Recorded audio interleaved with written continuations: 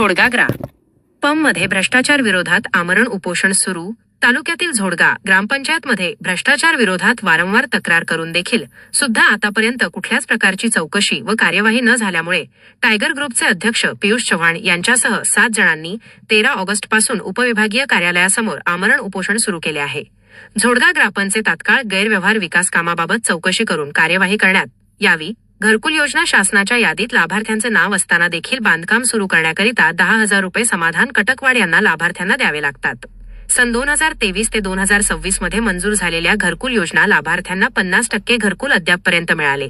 नागझरी खुर्द ते नागझर बु रस्ते, नाल्या व स्वच्छ खड्डे कागदोपत्रीचं कामे पूर्ण झालेली आहेत.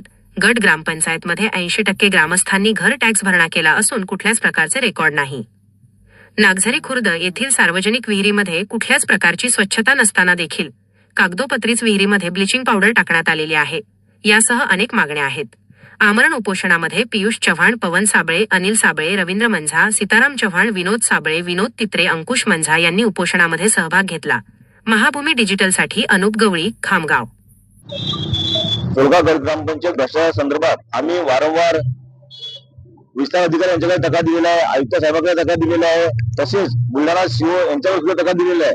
वारंवार तक्रार करून सुद्धा स्मरणपत्र देऊन सुद्धा उपोषणाची पूर्व सूचना देऊन सुद्धा अद्याप दोषीवर कुठल्याच प्रकारची कारवाई झालेली नाहीये. कारवाई न झाल्यामुळे गेल्या 2 दिवसापासून इथे आम्ही आमरण उपोषणासाठी बसलेला आहे. जोपर्यंत दोषीवर कारवाई होत नाही आणि ग्रामसेवक असतील किंवा सरपंच जे काही दोषी असतील जोपर्यंत ते निलंबित होत नाही तोपर्यंत आम्ही आमरण उपोषण सोडणार नाही असं आम्ही वारंवार विस्तार अधिकारी साहेबांना सांगितले आहे, बीडीओ साहेबांना सांगितले.